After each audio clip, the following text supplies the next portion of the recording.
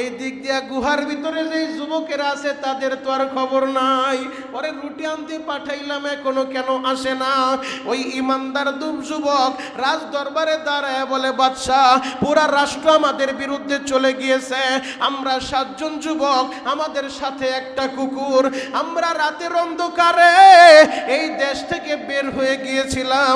আমরা গুহার ভিতরে আশ্রয় নিছি, সামান্য কিছু সময় আমরা ঘুমাইছি, কিন্তু আপনারা বলতেছেন 300 বছর আগের কথা। এই টাকাও এখন চলে না, এই মুদ্রাও এখন চলে না। আমাদের বাংলাদেশে যেই টাকা চলে, আজ থেকে যদি 60-70 বছর আগের টাকা, অনেকটাই পরিবর্তন হয়ে গেছে। একটা সময় 4 আনা দিয়েও 4টা চকলেট পাওয়া যাইত, এখন তো সেই 4 আনার আর চল নাই, 10 পয়সার চল নাই, 5 পয়সার চল নাই। পরিবর্তন হয়ে গেছে 50 বছরের ব্যবধানে, আর 300 বছরের ব্যবধানে পুরাটাই পরিবর্তন হয়ে গেছে। এবার বাদশা বলে, তোমাদের সাথে আমিও যাব, আমার ওই গুহায় নিয়ে যাও, আমি তোমাদেরকে ভালোভাবে বিল্ডিং করে দিব। আমি রাষ্ট্রীয়ভাবে তোমাদের যুবক বলে, না, দেরি করা যাবে না, আমি এখনই গুহায় চলে যাব। এবার সাথে সাথে বাদশা ওই যুবকের সাথে গুহার ভিতরে যাইয়া ইমানদার যুবকদের কাছে সব কিছু বললেন। এবার মুসাবা করে কিছু সময় পর ইমানদার যুবকগুলা ওই জায়গায় মারা যায়। ও আমার যুবক বন্ধুরা, এই 7 জন যুবকের 309 বছর পরে আল্লাহ কেন জাগ্রত করাইলেন? এইটাই হলো মূল আলোচনা। আল্লাহ কেন জাগ্রত করাইলেন? আল্লাহ তো তাদেরকে জাগ্রত না করায়া এক ঘুমে কিয়ামত সংগঠিত করতে পারতেন। আমার আল্লাহ এই কারণেই জাগ্রত করাইলেন। ওই মানুষগুলা, ওই জামানার রাজা বাদশারা, তারা বলতো পরকাল বলতে কিচ্ছু নাই, পরকাল কিচ্ছু হবে না, এই দুনিয়াই শেষ। যে এখন যতদিন বাঁচো, যত বড় রং তামাশা করে নাও, খাও দাও, ফুর্তি করো, মজা করো, মাস্তি করো, মরে গেলে সব কিছু শেষ হয়ে যাবে। মক্কার কাফির আর মুশরিকেরা আমাদের নবী সাল্লাল্লাহু আলাইহি ওয়াসাল্লামের কাছে এসে 3টি প্রশ্ন করেছিলেন। সেই 3 প্রশ্ন করার পরে নবী সাল্লাল্লাহু আলাইহি ওয়াসাল্লাম 3 প্রশ্নের জবাব দেওয়ার জন্য একদিন সময় নিয়েছিলেন। কিন্তু আল্লাহ পাক রব্বুল আলামিন এই উম্মতকে শিক্ষা দেওয়ার জন্য নবীজির জবান থেকে ইনশাআল্লাহ শব্দ বলতে ভুলে গিয়েছিলেন, আল্লাহ ভুলিয়ে দিয়েছিলেন। বিদায় 14 দিন পর্যন্ত ওহী নবীজির কাছে আসে নাই। 14 দিন পরে ওহী নিয়ে জিবরাইল আমিন নবীজির কাছে এসেছেন 3 প্রশ্নের জবাব নিয়ে। প্রথম প্রশ্ন ছিল রূহ সম্পর্কে, ওয়াসআলুনাকা আনির রূহ, রূহ সম্পর্কে তারা প্রশ্ন করেছিল। আল্লাহ পাক রব্বুল আলামিন জানিয়ে দিয়েছেন জিবরাইল আমিনের মাধ্যমে, রূহ হলো আল্লাহ পাকের একটা আদেশ। এটা আল্লাহর আদেশে মানুষের বডির ভিতরে ঢুকে, আল্লাহর আদেশে মানুষের বডি থেকে বের হয়ে যায়।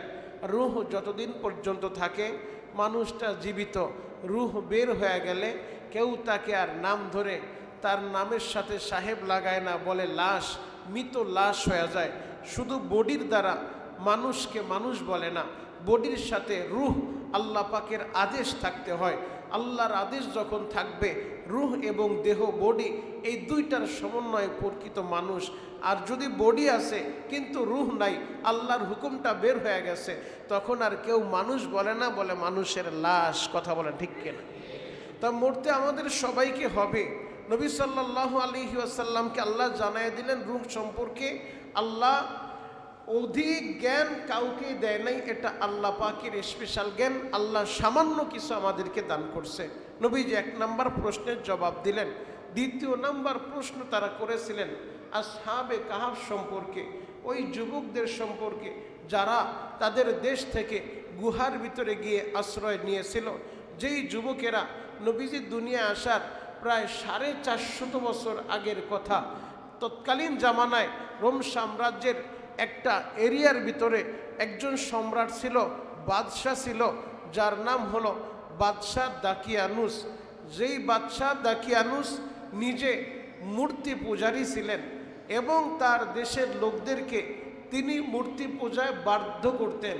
সবাইকে মূর্তি পূজা করতে হবে, এইভাবে তিনি আইন জারি করেছিলেন যে তার দেশের ভিতরে যারাই বসবাস করবে সবাই মূর্তি পূজা করবে। এই ব্যাপারে তিনি আইনও করেছেন।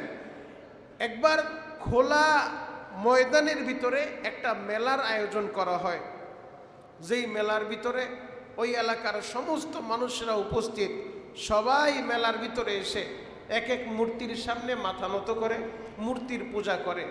এই দৃশ্য দেখে একজন ইমানদার যুবক, যার কাছে এই দৃশ্যটা ভালো লাগতেছিল না, যে নিজের হাতে মূর্তি বানায়া আবার সেই মূর্তির সামনে মাথা নত করব, এটা হতে পারে না। ওই যুবকটা মেলা থেকে বের হয়ে রাস্তার পাশে এক গাছের নিচে বসে আছে মনটা খারাপ করে। কিছুক্ষণ পর আরও একজন যুবক মেলা থেকে বের হয়ে সে ওই যুবকের কাছে গেছে। এইভাবে আস্তে আস্তে 7 ঘরের 7 জন যুবক একত্রিত হয়ে গেছে। আরো জোরে বলেন। 7 জন যখন একত্রিত হয়েছে, কেউ কারোর সাথে কথা নাই, কিন্তু একসাথে 2-3 জন মানুষ বেশি সময় থাকলে কথা না বলেও তো থাকা যায় না। এবার প্রথম যুবকটা জিজ্ঞেস করছে, তোমরা কেন মেলা থেকে এই জায়গা আসলে? এখানে আসার কারণটা কি তোমাদের? অন্যান্য যুবকেরা বলতেছে, আমরা দেখলাম তুমি আগে আসছো, তুমি কেন আসছো, তুমি আসার কারণটা কি? আগে তোমার কারণ বলো, এরপর আমাদের কারণ বলবো। তো প্রথম যুবকটা বলতেছে যে আমি ওইখান থেকে চলে আসছি কারণ আমাদের দেশের মানুষগুলা নিজের হাতে মূর্তি বানায়া আবার ওই মূর্তির সামনে তারা পূজা করে, মাথা নত করে, এগুলো আমার মাথায় ঢুকতেছে না। এই সমস্ত কিছু যিনি বানাইছে, আসমান জমিন যিনি বানাইছে, আমি তো ওই আল্লাহর ইবাদত করতে চাই। সুবহানাল্লাহ। আমি তো ঈমান এনেছি আল্লাহর উপরে, যে সমস্ত কিছু বানাইছে, যিনি আসমানের মালিক, যিনি জমিনের মালিক, যিনি আমার মালিক, যিনি তোমাদের মালিক, যিনি বাদশার মালিক, সমস্ত কিছুর মালিক যিনি, ওই খালেক আল্লাহর গোলামি আমি করতে চাই। এই মূর্তি পূজা আমার ভালো লাগে না, এই কারণে আমি মেলা থেকে বের হয়ে এসেছি। অন্যান্য যুবকগুলাও বলল, আমরাও একই কারণে বের হয়ে এসেছি, যে আমরা যদিও দেশের ভিতরে দেশের রাষ্ট্রপ্রধান বাদশাহ আইন করেছে এই দেশের ভিতরে মূর্তি পূজা ছাড়া অন্য কিছু চলবে না, কিন্তু আমরা এটা মেনে নিতে পারি না। এই বাদশাও তো চিরজীবন বাঁচবে না, আমরাও বাঁচব না। সমস্ত কিছু একজন সৃষ্টি করছেন, তিনি কে? আমরা তো ওই আল্লাহর ইবাদত করতে চাই, এই কারণে আমরাও এখান থেকে বের হয়ে এসেছি। গোয়েন্দা বিভাগ সব জামানাই জালিম শাসক যারা থাকে, স্বাভাবিক শাসক যারা, তাদেরও কিন্তু গোয়েন্দা বাহিনী থাকে। আর যারা জালিম হয়, অত্যাচারী হয়, স্বৈরাচার হয়, তাদের গোয়েন্দা বাহিনী আরো বেশি কাজ করে, কারণ তারা ক্ষমতার মসনদ টিকিয়ে রাখার জন্য মানুষের লাশের উপরে লাশ ফেলে দেয়, লাশের মিছিল পড়বে, এতেও তাদের কিছু যায় আসে না। তাদের মূল টার্গেট আমার ক্ষমতার মসনদ টিকিয়ে রাখতে হবে, আমার চেয়ার টিকিয়ে রাখতে হবে। চেয়ার টিকিয়ে রাখার জন্য যদি লক্ষ লক্ষ জীবন দরকার হয়, তারা জীবন নিতেও দ্বিধাবোধ করে না। যদি ক্ষমতার মসনদ টিকিয়ে রাখার জন্য নিরহ মাজলুম মুসলমানদেরকে কারাগারে ভরতে হয়, সেটাও তারা দ্বিধাবোধ করে না। ভালো একজন মানুষকে নিয়ে মুহূর্তের ভিতরে 10টা 20টা মামলা সাজায়া দেয়। কথা বলেন ঠিক কিনা? জালিম যারা, স্বৈরাচার যারা, তাদের তো গোয়েন্দা বাহিনী আরো ব্যাপকভাবে কাজ করে। তো জালিম শাসকের গোয়েন্দা বাহিনীর রিপোর্ট দিছে যে আপনার এলাকায় 7 জন যুবক, যারা অধিকাংশ এমপি মন্ত্রীর ছেলে, যে আপনার রাষ্ট্রপ্রধান যারা আছে, উজির নাজির, তাদেরই সন্তান, 7 জন যুবক, তারা কিন্তু মূর্তি পূজা করে না, তারা কিন্তু আপনার আদেশ অমান্য করে ইতিমধ্যে আপনার মেলা থেকে বের হয়ে তারা মোটামুটি বিদ্রোহ ঘোষণা করছে। বাদশার কানে যখন সংবাদ আসছে, এবার বাদশাহ 7 জন যুবককে ডেকে নিয়ে আসছে। বাদশাহ 7 জন যুবককে আনার পরে বলতেছে, আমি শুনলাম তোমরা নাকি মূর্তি পূজা করবে না, তোমরা নাকি এক আল্লাহর কথা বলো। ইমানদার যুবক যারা, ইতিহাস অনুসন্ধান করলে দেখা যায় যতগুলো পরিবর্তন আল্লাহ ঘটাইছে যুব সমাজের মাধ্যমেই ঘটাইছে। কথা বলেন ঠিক কি? 7 জন যুবক, এরা বলল, বাদশা আপনি যা শুনছেন সত্য কথাই শুনছেন, আমরা মূর্তি পূজা করব না, কারণ মূর্তির সামনে আমরা মাথা নত করবো না। নিজের হাতে মূর্তি বানায়া, নিজেরা বানায়া, এইটা আবার আমার দেবতা হয় কিভাবে? নিজে বানাইলাম, আমি নিজে মূর্তি বানাইলাম, ওই মূর্তি আমারে বানাইলো কিভাবে? আমি তো ওরে বানাইলাম। অতএব এই মূর্তির সামনে আমরা মাথা নত করবো না, যেই মূর্তি নিজের কোনো উপকার করতে পারে না, কথা বলতে পারে না, খাইতে পারে না, এই মূর্তির ইবাদত আমরা করতে পারবো না। আপনার রব যিনি, আমার রব যিনি, আসমানের রব যিনি, জমিনের রব যিনি, সমস্ত কিছুর খালেক যিনি, সৃষ্টিকর্তা যিনি, ওই আল্লাহর ইবাদত আমরা করব। সুবহানাল্লাহ। বাদশার তো মেজাজ গরম হয়ে গেছে। বাদশা বলে, তোমরা যুবক মানুষ, রক্ত গরম, হয়তো তোমাদের আবেগ কাজ করে, বিবেক কাজ করে না। আমি চাইলে তোমাদের বিরুদ্ধে এখন যে কোনো সিদ্ধান্ত নিতে পারি, কিন্তু তোমাদের রক্ত গরম, বিদায় তোমাদেরকে একটু সময় দিলাম, যাও 3 দিন সময় তোমাদেরকে দিলাম, তোমরা চিন্তা ভাবনা করে এরপরে সিদ্ধান্ত নাও। আবেগের বশীভূত হয়ে কোনো কাজ করো না, কারণ 3 দিনের ভিতরে যদি তোমরা ফিরে না আসো, আমার হুকুম না মানো, তোমাদের একজনকে আমি জীবিত রাখবো না, 3 জনকে আমি দুনিয়া থেকে বিদায় করে দিব, ফাঁসির কাস্টে ঝুলিয়ে দিব। ফাঁসির রায় যখন ঘোষণা দিয়ে দিছে, ইমানদার 7 যুবক রাজ দরবার থেকে বের হইয়া এবার চিন্তায় পড়ে গেছে, কি করবে? বলে, কি করব, যেহেতু রাষ্ট্র আমাদের বিরুদ্ধে চলে গেছে, আমরা 7 জন যুবক, আমাদের কাছে তো অস্ত্র নাই, আমরা চাইলেও রাষ্ট্রের মোকাবেলা করতে পারবো না, যুদ্ধ করেও তাদের সাথে জয়ী হতে পারবো না। আবার যদি তাদের কাছে মাথা নত করি, আমাদের ইমানও তো টিকে না, তাহলে কি করা যায়? তারা সিদ্ধান্ত নিয়ে নিছে, যেহেতু সময় আমাদেরকে 3 দিন দিছে, আমরা অচিরেই রাতের অন্ধকারে আমাদের এই দেশ ছেড়ে হিজরত করে অন্য কোথাও চলে যাব। এই এলাকায় আর থাকবো না, যে এলাকায় মূর্তি পূজা হয়, যে এলাকার শাসক একজন জালেম স্বৈরাচার, এই এলাকায় আমরা থাকবো না। এই নিকৃষ্ট এলাকা ছাইরা ভালো কোনো এলাকায় গিয়ে আমরা বসবাস করব। আমরা এই এলাকাটাই ছেড়ে দিব। নিজেদের এলাকা ছাড়ার সিদ্ধান্ত নিয়ে রাতের অন্ধকারে 7 জন যুবক সিদ্ধান্ত হয়েছে, একে একে সবাই আসবা, একসাথে জমা হয়ে আমরা হিজরত করব, এলাকা ছেড়ে রাতের অন্ধকারে চলে যাব। কারণ 3 দিন পরে তাদের ফাঁসির রায় ঘোষণা হয়ে গেছে, তাদেরকে ফাঁসির কাস্টে ঝুলিয়ে দিবে বাদশা দাকিয়ানুস। এবার ওই 7 যুবক, ইমানদার যুবক, ইমান যাদের ভিতরে আছে, যারা ইমানদার, এরা কখনো জালিমের সামনে মাথা নত করে না। যারা ইমানদার, যাদের দিলের ভিতরে ইমান আছে, ইমান এমন এক মহা মূল্যবান সম্পদের নাম, দুনিয়া দিয়েও ইমান কিনা যায় না। ইমান এমন এক মহা মূল্যবান সম্পদের নাম, রাষ্ট্র ক্ষমতা দিয়েও ইমান কিনা যায় না। আরে যার ভিতরে ইমান আছে, গোটা দুনিয়াও যদি এক পাল্লায় রাখা হয়, ইমানদারের ইমান কেনা যায় না। কথা বলেন ঠিক কিনা? যারা ইমান, প্রকৃত পক্ষে ইমানদার যারা, প্রকৃত ইমান যারা লালন করে, দুনিয়া একদিকে চলে যাবে, ইমানদার হকের উপরে অটল এবং অবিচল থাকবে। নবীর সাহাবীদের হালত এমন ছিল, নবীর সাহাবীরা বললে, যদি আমাকে শহীদ করা হয়, আবার জীবিত করা হয়, আবার শহীদ করা হয়, আবার জীবিত করা হয়, আমি বারবার শহীদ হইতে রাজি আছি, এরপরও ইমান বিক্রি করতে পারবো না, কোনো জালিমের সামনে মাথা নত করবো না। এই জায়গায় কোনো আপোষ চলবে না। যেই জায়গা আমার ইমানের প্রশ্ন, যেই জায়গা আমার ইমান নিয়ে প্রশ্ন, সেই জায়গায় কোনো আপোষ চলে না। আমার ইমান আগে, আমি মুসলমান, এটা আমার বড় পরিচয়, আমি ইমানদার, এটা আমার প্রথম পরিচয়, এরপরে হলো অন্য কথা। আগে আমার পরিচয় হলো আমি মুসলমান, আল্লাহর বান্দা, নবীর উম্মত, আমি একজন ইমানদার, এই পরিচয়টা আমাদের সর্বপ্রথম। কথা বলেন ঠিক? আগে আমার ইমান, আগে আমার ইমান, আমি ইমানদার, আমি মুসলমান, এই জায়গায় আপোষ চলবে না, লেওয়াজও চলবে না। ইমানের প্রশ্ন আসলে ইমান আমার আগে। মুহতারাম হাজিরিন, এবার 7 জন যুবক সিদ্ধান্ত নিয়ে নিছে, রাতের অন্ধকারে এলাকা ছেড়ে চলে যাবে। তারা যখন রওনা হয়ে গেছে, হঠাৎ করে তাদের পিছনে পিছনে রাতের অন্ধকারে একটা কুকুরও রওনা হয়ে গেছে। তারাও চলতেছে, কুকুরটাও তাদের পিছনে পিছনে চলতেছে। 7 জন যুবক বিরক্ত বোধ করতেছিল যে এই কুকুর সাথে নিলে আবার কোন বিপদ আসে। কুকুরের দিকে ইট পাটকেল নিক্ষেপ করে, কিন্তু কুকুর তাদের পিছু ছাড়ে না, কুকুর তাদের পিছনে পিছনে চলতেছে। এক যুবকের বাসায় কুকুরটা ছিল, যে কুকুরটাকে লালন পালন করত। এখন কুকুর তাদের পিছু ছাড়তেছে না। পরিশেষে বিরক্ত হয়ে হাতে একটা পাথর নিচে কুকুরকে মারবে, যে কেন কুকুরটা তাদের পিছনে পিছনে আসতেছে। কুকুর তো কোনো কিছু দেখলেই সে আওয়াজ করবে, তখন মানুষজন জেনে যাবে যে আমরা এই জায়গা দিয়ে যাচ্ছি। তো হঠাৎ করে কুকুর চোখের পানি যখন ছেড়ে দিয়েছে, আল্লাহ পাকের সাথে কি কানেকশন তার হইছে, আমার আল্লাহ মুহূর্তের ভিতরে কুকুরের জবান করে দিয়েছে। আরো জোরে বলে। কুকুর বলে, যেই দেশে ইমানদাররা থাকবে না, যেই দেশের ভিতরে তোমরা ইমানদার বসবাস করবে না, আমি কুকুরও সেই দেশে থাকবো না।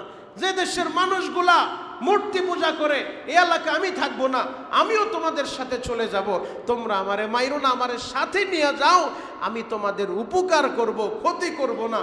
এবার যখন তারা কুকুরের মুখ থেকে আওয়াজ শুনতেছে, মানুষের মতো কথা, এটা সাধারণ কোনো কুকুর না, এই কুকুর এবার তারা সাথে নিয়ে রওনা হয়ে গেছে।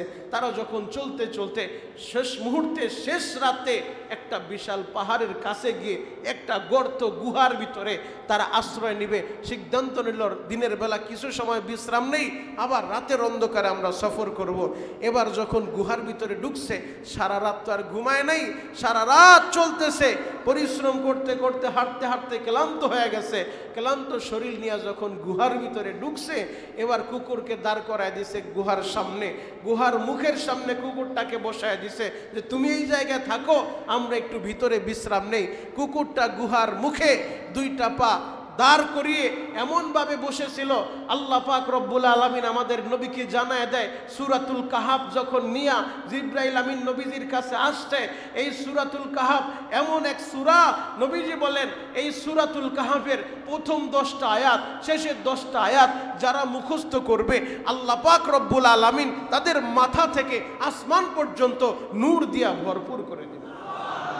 নবীজি বলেন সূরাতুল কাহাফ এমন এক সূরা, এই সূরাটা জুমার দিন যেই ব্যক্তি তেলাওয়াত করবে, আগামী শুক্রবার পর্যন্ত, যদি গত জুমায় পড়েন এই শুক্রবার পর্যন্ত, ওই বান্দা বান্দি যত গুনাহ করে আল্লাহ তার গুনাহগুলো মাফ করে দেয়। গত জুমায় যদি কেউ সূরাতুল কাহাফ পড়ে এই জুমা পর্যন্ত, আর এই জুমায় পড়লে আগামী জুমা পর্যন্ত, এই এক সপ্তাহের ভিতরে দাজ্জালও যদি দুনিয়ার ভিতরে চলে আসে, ওই দাজ্জালের ফিতনা থেকে আল্লাহ পাক রব্বুল আলামিন সূরাতুল কাহাফ তেলাওয়াতকারীকে আল্লাহ নিজ হাতে হেফাজত করবে। কারণ দাজ্জাল যখন আসবে, দাজ্জাল আসার পরে দাজ্জাল মানুষ তো এমন হয়ে যাবে, মুহূর্তের ভিতরে দলে দলে দাজ্জালকে খোদা মানবে, দাজ্জালের দলে চলে যাবে। কারণ দাজ্জাল কাছে জান্নাত দেখতে চাইলে জান্নাত দেখাবে, জাহান্নাম দেখতে চাইলে জাহান্নাম দেখাবে, যা বলবে তা কইরেই দেখাবে। এই অবস্থা দেখা দলে দলে মানুষগুলা ওই দাজ্জালের দল বাড়ি হতে থাকবে। ওই ফিতনাও যদি চলে আসে, নবীজি বলে ওই দাজ্জালের ফিতনা শেষ জামানায় সবচেয়ে বড় ফিতনা। ওই দাজ্জালও যদি এক জুমা থেকে নিয়ে আরেক জুমা, এই এক সপ্তাহের ভিতরে দাজ্জালও যদি চলে আসে, যেই ব্যক্তি জুমার দিন সূরাতুল কাহাফ তেলাওয়াত করবে, আমার আল্লাহ কুদরতি হাত দ্বারা দাজ্জালের ফিতনা থেকে ওই ঈমানদারকে হেফাজত করবে। আরেক রিওয়ায়াতে আসছে, নবীজি বলেন সূরাতুল কাহাফের 10টা আয়াত যারা মুখস্থ রাখবে, আল্লাহ পাক রব্বুল আলামিন তাদের চতুর্দিকে শুধু নূর আর নূর, নূর চমকাইতে থাকবে।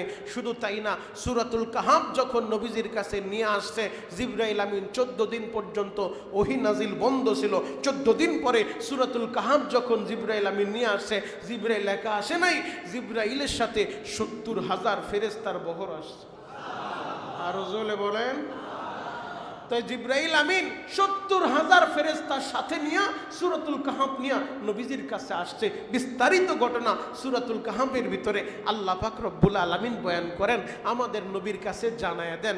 7 জন যুবক যখন ঘুমায়ের ঘরে ওই গুহার ভিতরে ঘুমায় গেছে, আল্লাহ পাক রব্বুল আলামিন গুহার মুখে ওই কুকুরটাকে এমনভাবে রেখে দিয়েছে, চোখগুলো এমন বড় বড় করে রেখে দিয়েছিল যে কেউ তাকাইলেই কুকুরের চোখের ভিতরে এমন ভয়ঙ্কর দৃশ্য আল্লাহ দিয়া দিছে, যে কেউ যদি ওদিকে তাকাইলে তার কলিজার পানি শুকায় যাইত। কারণ শত্রু বাহিনীরা তো এই 7 যুবককে খুঁজবে ফাঁসির কাস্টে ঝুলানোর জন্য। তো প্রশাসনের লোকজন খোঁজার পরে যদি এদিকে তাকাইলেই কুকুরের অবস্থাটা এমন ছিল, দেখলেই যেন তাদের কলিজার পানি শুকায় যায়। ভয়ঙ্কর দৃশ্য দেখা সবাই যেন পালানো শুরু করে দেয়। এই অবস্থা আল্লাহ রেখে দিয়েছেন। তারা যখন শুয়ে ঘুমায় পড়ছে, আল্লাহ বলেন তারা যখন ঘুমায় পড়ছে, ঘুমের সাথে সাথে আমি শুধু তাদের চোখটা বন্ধ করি নাই, তাদের কানের ভিতরেও আল্লাহ পাক রব্বুল আলামিন ঘুমের পর্দা দিয়ে দিয়েছে। মানুষ যখন গভীর ঘুমে আচ্ছন্ন থাকে তখন তার কানও কিন্তু ঘুমায়। স্বাভাবিক যেই ঘুমটা হয় এই ঘুমের সময় কান কিন্তু ঘুমায় না, চোখ বন্ধ হয়ে গেছে কিন্তু কে কি বলতেছে শোনা যায়। আবার যখন জাগ্রত হয় প্রথম কিন্তু কান জাগ্রত হয়, এরপরে চোখের ঘুম যায়। মানুষ ঘুম থেকে 2 ঘন্টা 4 ঘন্টা ঘুম থেকে জাগ্রত হইলে 5 মিনিট 10 মিনিট গড়াগড়ি করতে করতে চলে যায় ঘুমের রেশ কাটানোর জন্য। তো এই যুবকরা যখন ঘুমাইছে আল্লাহ পাক রব্বুল আলামিন এই 7 জন ইমানদার যুবকের তাদের চোখ ছিল তাকানো, মনে হচ্ছিল বাহির থেকে কেউ তাকাইলে বুঝবে বড় বড় চোখ করে তাকায় আছে, কিন্তু তোরা তাকায় নাই, তারা ঘুমিয়েছিল। আল্লাহ তাদের কানের ভিতরে ঘুমের পর্দা দিয়ে দিয়েছে। তারা যখন ঘুমাইছে ঘুম থেকে জাগ্রত হইয়া এবার একজন আরেকজনরে বলে, কিরে কি কত সময় ঘুমাইলি? বলে এই তো সামান্য কিছু, দিনের কিছু অংশ। আরেকজন বলে না দিনের কিছু অংশ না, মনে হয় সন্ধ্যা হয়ে গেছে। আরেকজন বলতেছে না মনে হয় 1.25 দিন ঘুমাইছি। আরেকজন বলে আরে সব বাদ দে, কত সময় ঘুমাইছি আল্লাহই ভালো জানে। তারা কয়দিন ঘুমাইছে? 1 দিন 2 দিন না, 309 বছর ঘুমাইছে। আরো জোরে বলেন 309 বছর 7 জন যুবক, একটা কুকুর ঘুমাইছে 309 বছর, 1 দিন 2 দিন না। এই 309 বছর ঘুম থেকে জাগ্রত হইয়া তারা বলতেছে কি পরিমাণ ঘুমাইছো? একজন বলে সামান্য কিছু ঘুমাইছি, দিনের কিছু অংশ। আরেকজন বলে না সকালবেলা যেহেতু শুইছি মনে হয় সন্ধ্যা হয়ে গেছে। তো চিন্তা করে দেখেন আমার আল্লাহ কি না পারে। সুবহানাল্লাহ, আরো জোরে বলেন না সুবহানাল্লাহ। 309 বছর পর তারা জাগ্রত হইছে। মুহতারাম হাজিরিন, এই 309 বছর যে তারা ঘুমাইছে মাটির সাথে লেগে থাকলে তো বডিটা একেবারে মাটির সাথে মিশে যাওয়ার কথা, পোকামাকড়ে খেয়ে ফেলার কথা। কিন্তু আল্লাহ বলে তারা যখন ঘুমাইছে আমি আল্লাহ ডান বাম করে তাদেরকে উলট পালট করে দিয়েছি, ডানে ঘুরায় দিছি, বামে ঘুরায় দিছি, যেন মাটিতে ক্ষতি করতে না পারে। শুধু তাই না, সূর্য যখন উঠতো আল্লাহর আদেশে আল্লাহ বলে নবীজি আমি সূর্যের আলোকে বলে দিতাম সরাসরি ওদের চেহারার ভিতরে যেন আলোটা না পড়ে, ঘুমে ডিস্টার্ব হবে। এজন্য সকালের সূর্যের আলোতে তো উপকার, বিকালের সূর্যের আলোতে উপকার। এজন্য সূর্যটা ওই পাহাড় ঘুরিয়া সামান্য ওদের উপরে পড়ে আবার চলে যাইতো ডান দিক ঘুরে বিকালবেলা যখন ডুবতো আবার সামান্য ঘুরিয়া বাম দিকে চলে যাইতো, যেন পরিপূর্ণ আলোটা না পড়ে। আবার সূর্যের ভিতরে আল্লাহ যে মানুষের জন্য ভিটামিন রেখে দিয়েছেন এইটা থেকেও যেন মাহরুম না হয়। আমার আল্লাহ এমন ভাবে তাদেরকে 309 বছর ঘুমায় রাখছে।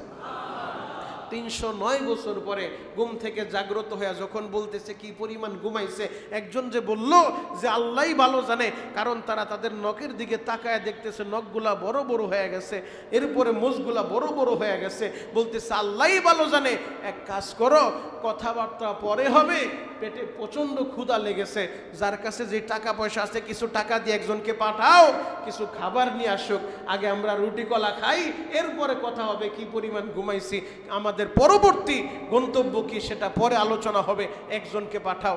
এবার 7 জন মিলে কিছু টাকা দিছে, টাকা নিয়ে রওনা হয়ে গেছে। এবার গুহার থেকে বের হয়ে এখন ডানে বামে তাকায় কিছুই চিনতেছে না। হায় হায়, আমরা মুহূর্ত সামান্য কিছু ঘুমাইলাম, পুরা রাস্তাঘাট উলট পালট। এই জায়গায় রাস্তা ছিল না, রাস্তা কোত্থেকে আসলো? এত বিল্ডিং টিল্ডিং কিছুই তো ছিল না। স্বাভাবিকভাবে আজ থেকে 30 বছর আগে ওই সাবান ফ্যাক্টরি এলাকার দিকে যদি তাকান, যারা মুরব্বী আছেন, আজ থেকে 30 বছর আগে সাবান ফ্যাক্টরি যেই অবস্থা ছিল, 30 বছর পর 30 বছরও দরকার নাই, 10 বছর আগে যারা প্রবাসে গেছে, আপনাদের এলাকার অনেকে তো আমেরিকা সেটেল হয়েছে, এরপরে বিভিন্ন দেশে থাকে, তো যদি 10 বছর পরেও আমার ওই ভাই আইসা সাবান ফ্যাক্টরি এলাকা একা একা যায়, তার চিনতে অসুবিধা হবে না?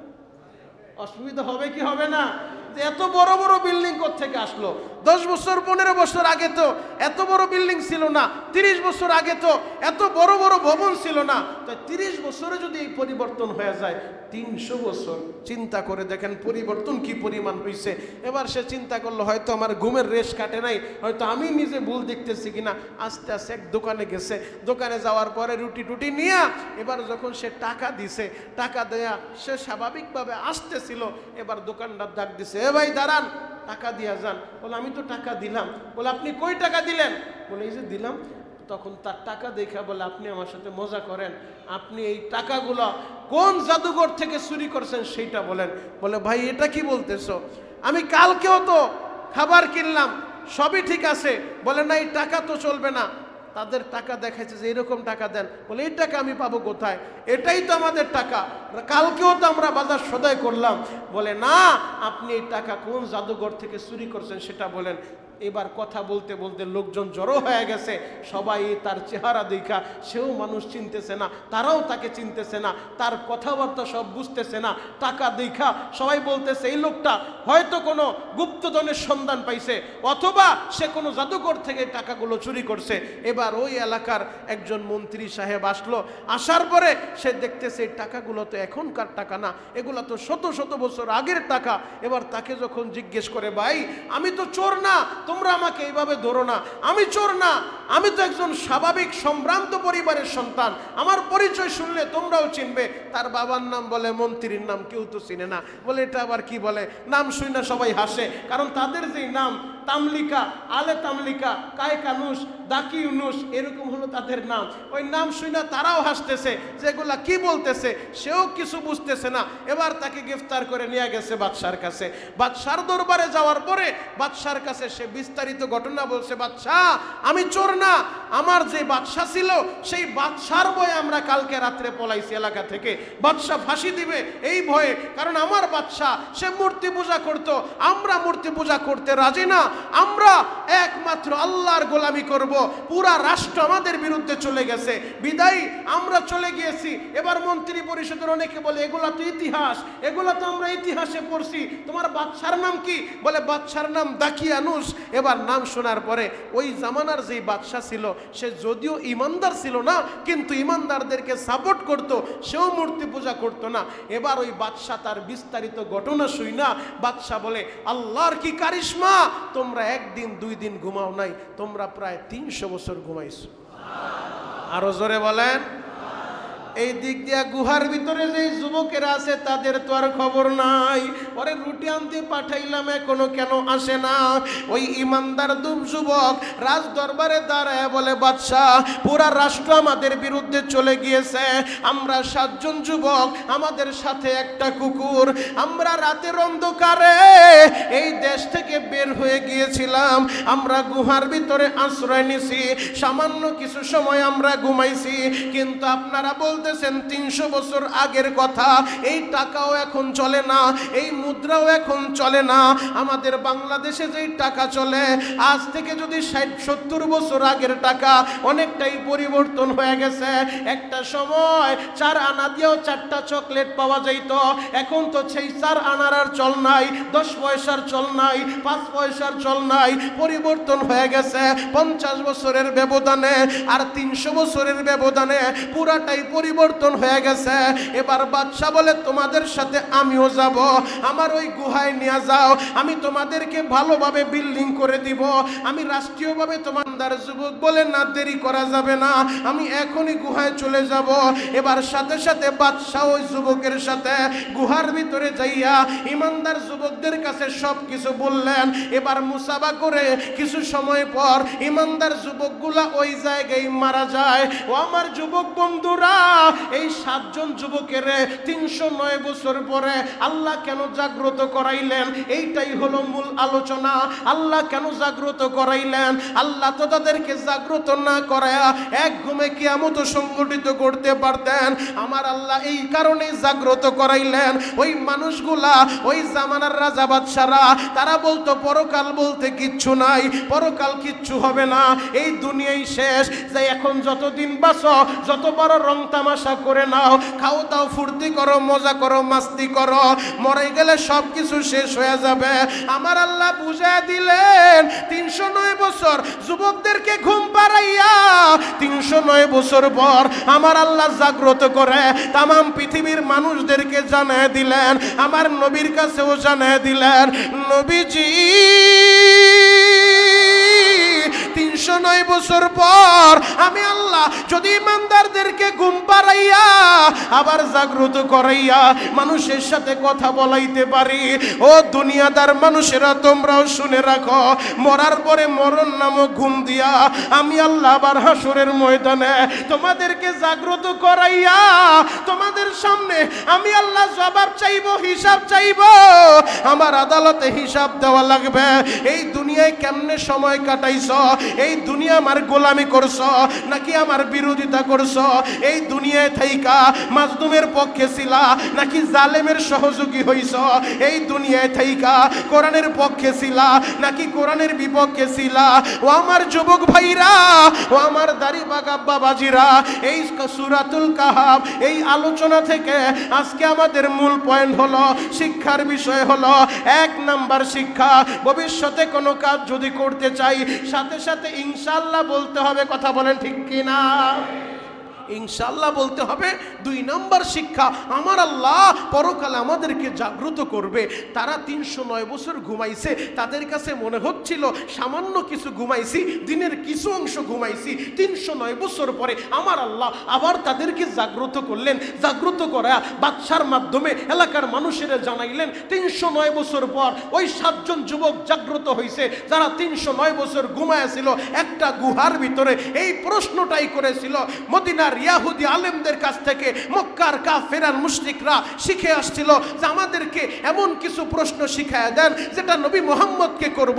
নবী মুহাম্মদ যদি জবাব দিতে না পারে বুঝতে হবে সে মিথ্যা নবী, আর জবাব দিতে পারলে প্রমাণ হবে সে সত্য নবী। এবার ওই মদিনার মক্কার মুশরিকেরা প্রশ্ন করেছিল এই সূরাতুল কাহাফ সম্পর্কে, আসহাবে কাহাফ, ওই কাহাফদের সম্পর্কে, ওই গুহাবাসী সম্পর্কে। আমার নবী জিবরাইল আমিনের মাধ্যমে 14 দিন ওহী বন্ধ থাকার পরে জিবরাইল আমিন 70,000 ফেরেশতা নিয়া সূরাতুল কাহাফ নিয়া নবীর দরবারে আইসা এই 7 যুবক সম্পর্কে বিস্তারিত ঘটনা মক্কাবাসীরে জানায় দিয়েছে। আরো জোরে বলেন। তাহলে আমার আল্লাহ যদি 309 বছর পরে জাগ্রত করতে পারে, মৃত্যু নামক ঘুমটা দেওয়ার পরে আপনারে আমারে আমার আল্লাহ জাগ্রত করতে পারবে কি পারবে না? হিসাব দেওয়া লাগবে কি লাগবে না? আল্লাহর দরবারে হিসাব দিতে হবে। হিসাব দেওয়া ছাড়া 1 কদম সামনে অগ্রসর হওয়ার কোনো সুযোগ নাই। 3 নম্বর যেই শিক্ষা, যুবক, রাষ্ট্র তোমার বিরুদ্ধে যাইতে পারে, ইমানের প্রশ্ন আসলে রাষ্ট্র আমার বিরুদ্ধে চলে যাক, এরপরও আমি ইমানের উপরে অটল আর অবিচল থাকবো। যুবক, তোমাদেরকে শিক্ষা নিতে হবে। ইতিহাসে যতগুলো বিপ্লব আল্লাহ ঘটিয়েছেন যুবকদের মাধ্যমে ঘটিয়েছেন। 7 জন যুবক, পুরা রাষ্ট্র তাদের বিরুদ্ধে, বাদশা তাদের বিরুদ্ধে, মন্ত্রী তাদের বিরুদ্ধে। 7 জন যুবক ইমানের বলে বলিয়ান হয়ে, তাওহীদের বলে বলিয়ান হয়ে তারা দাঁড়ায় গেছে এক আল্লাহর গোলামি করব। আমাদের রব আল্লাহ, যিনি আসমানের মালিক, যিনি জমিনের মালিক, যিনি চন্দ্রের মালিক, যিনি সূর্যের মালিক, আমরা ওই আল্লাহর গোলামি করব। রাষ্ট্র আমাদের বিরুদ্ধে চলে যায় যাক, আমাদেরকে ফাঁসির কাস্টে ঝুলায় ঝুলাক, কোনো আপত্তি নাই। ইমানের ব্যাপারে কোনো লেওয়াজু চলবে না, ইমানের ব্যাপারে কোনো ছাড় চলবে না। যুবকরা, তোমরা শিক্ষা গ্রহণ করো। ভবিষ্যতেও যদি এমন কোনো জালেম, এমন কোনো স্বৈরাচার, ইতিহাস থেকে শিক্ষা নাও। স্বৈরাচাররা যদি তোমাদের বিরুদ্ধে চলে যায়, ইমানের বিরুদ্ধে চলে যায়, তুমি ইমানের উপরে থাকবা, ইমানের উপরে অটল আর অবিচল থাকবা।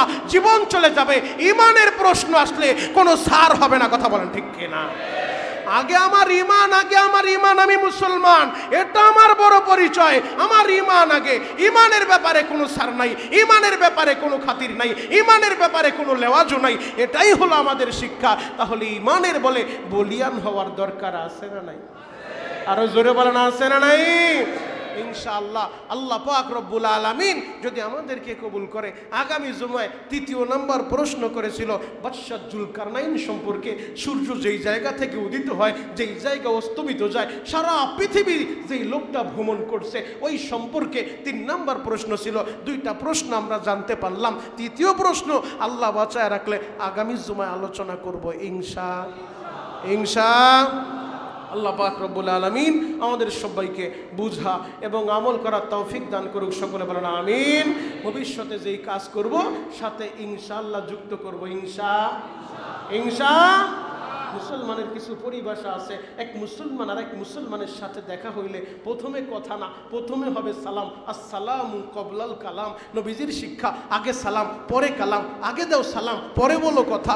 এক মুসলমান আর এক মুসলমানের সাথে দেখা, আগে হবে সালাম পরে হবে কালাম। ইনশাআল্লাহ। এরপরে ভবিষ্যতে কোনো কাজ করার জন্য ইনশাআল্লাহ, এরপরে কোনো কাজ হওয়ার পরে শুকরিয়া আদায় করা, আলহামদুলিল্লাহ। কোনো কাজের শুরুতে বিসমিল্লাহ বলা, এগুলো আবার স্থানকাল পাত্র আছে, এগুলা সব জায়গায় না। ঘুষের টাকা নেওয়ার সময় বিসমিল্লাহ বললা শুরু করলেন যে ইনশাআল্লাহ আল্লাহ বাঁচায় রাখলে আমারে ঘুষ তুই 10 লাখ টাকা দিবি ইনশাআল্লাহ, সব জায়গায় লাগাইলে তখন আবার ঈমান থাকবে না। স্থানকাল পাত্র ভেদে আমাদের লাগাইতে হবে ইনশাআল্লাহ। ভালো কাজ যখন আমরা করব, কাজের শুরুতে বিসমিল্লাহ, খাবারের শুরুতে বিসমিল্লাহ, পোশাক পরব শুরুতে বিসমিল্লাহ, সব কাজের শুরুতে, ভালো কাজের শুরুতে বিসমিল্লাহ। কাজ শেষ করার পরে আলহামদুলিল্লাহ। কোনো কাজ ভবিষ্যতে করার ইচ্ছা করলে সাথে ইনশাআল্লাহ। আল্লাহ পাক রব্বুল আলামিন আমাদের সবাইকে বুঝা এবং আমল করার তৌফিক দান করুক, সকলে বলেন আমিন। আল্লাহুম্মা আমিন।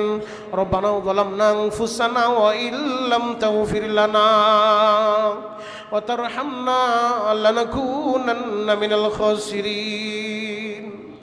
রব্বানা ইগফির লানা ওয়া লিওয়ালিদাইনা রব্বিরহামহুমা কামা রব্বায়ানি সগীরা।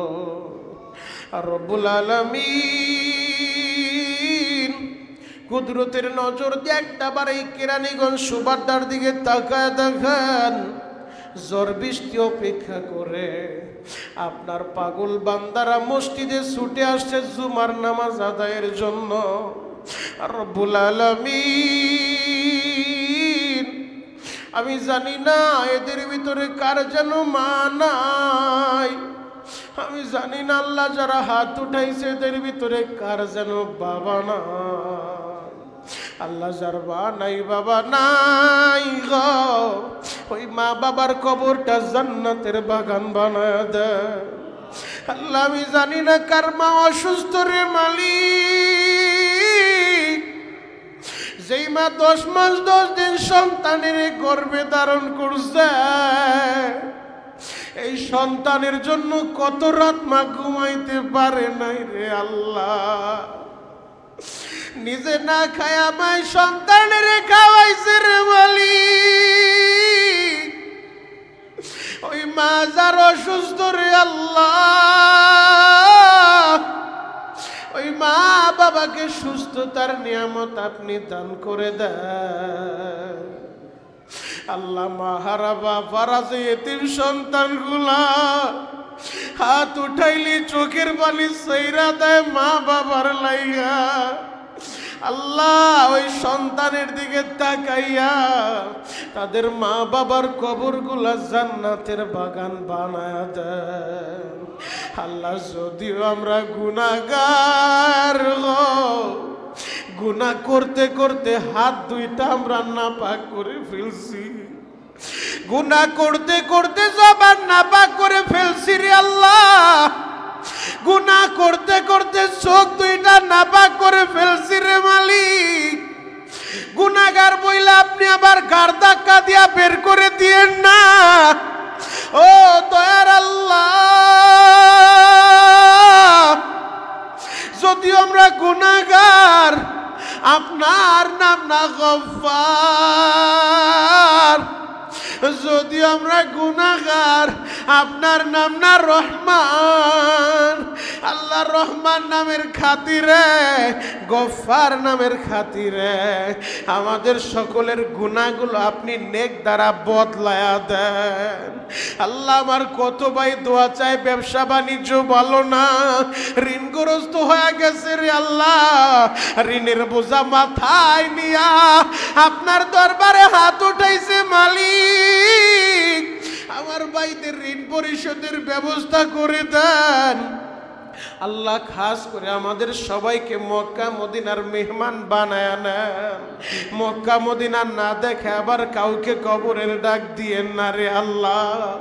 জীবনে একবার হলেও দয়ার নবী মায়ের নবীরে স্বপ্নে যুগে দেখা দেন, যেই নবীরে জীবনের চেয়েও বেশি ভালোবাসলাম, ওই নবীরে স্বপ্ন না দেখে কাউরে কবরের ডাক দিয়েন না রে আল্লাহ। আল্লাহ তাকায় দেখেন আমার কত দাড়ি পাকা আব্বা জানেরা হাত উঠাইছে রে আল্লাহ। আমার কত কলিজা টুকরা যুবক বন্ধুরা হাত উঠা কান্দে মালিক। কত আলেম ওলামা হাত উঠাইছে আল্লাহ, কত নাবালেগ বাচ্চারা হাত উঠাইছে আল্লাহ, কত হাফেজে কোরআন হাত উঠাইছে। একজনের হাতও যদি পছন্দ হয় ওই হাতের উসিলায় আমাদের সকলের দরখাস্ত আপনি কবুল করে নেন আল্লাহ। মাদারীপুর থেকে এক ভাইয়ের জন্য দোয়া চাইছে আব্দুল কাইয়ুম, আল্লাহ ইতালি যাচ্ছে আল্লাহ, লিবিয়ায় আছে বড় বিপদে আল্লাহ, বিপদ থেকে উদ্ধার করে দেন রে মালিক। আল্লাহ আমার কত প্রবাসী ভাই দোয়া চায় আল্লাহ, প্রবাসীদের জ্বালা আপনি ছাড়া তো কেউ বুঝে না রে আল্লাহ, আমি কাউরে বুঝাইতেও পারবো না আল্লাহ। আমার প্রবাসী ভাইদের মনের দুঃখ কষ্ট দূর করে দেন আল্লাহ। আমার দেশের রেমিডেন্স যোদ্ধাদেরকে আপনি ভালো রাখেন আল্লাহ, এদেরকে সুস্থ রাখেন। যখন দেশে আসতে চায় নিরাপদে আল্লাহ দেশের বাড়িতে আপনি ফিরে দিয়েন রব্বুল আলামিন। হাসানের মা মারা গেছে, দোয়া চাইছে কবর জান্নাতের বাগান বানায় দেন আল্লাহ। আরো কত ভাই মায়ের জন্য বাবার জন্য দোয়া চাইল, প্রত্যেকের মা বাবাকে আপনি মাফ করে দেন আল্লাহ। যারা সন্তানের জন্য দোয়া চাইল সন্তানগুলারে আপনি কবুল করে নেন। অনেকের সন্তান মা বাবার কথা শুনে না আল্লাহ, সন্তানগুলারে মা বাবার বাধ্যগত সন্তান বানায় দেন। বাসা বাড়িতে বৈশা আমার মা বোনের হাত উঠাইছে, ও দয়ার আল্লাহ আমি জানি না আমার মা বোনের মনে কি আশা কি ব্যথা। হয়তো অনেকে স্বামীর জন্য দোয়া চায়, হয়তো অনেকে সন্তানের জন্য দোয়া চায়। ও দয়ার আল্লাহ মেহেরবানি করে মা বোনদেরকে আবেদা সলেহা বানায় নেন। আখিরি দরখাস্ত মালিক, যেদিন আমাদের দরজায় মালাকুল মউত আজরাইল হাজির হয়ে যাবে ওই দিন ওই মুহূর্তে আমাদের সকলের জবানে জারি করে দিবেন লা ইলাহা ইল্লাল্লাহু মুহাম্মাদুর রাসূলুল্লাহ।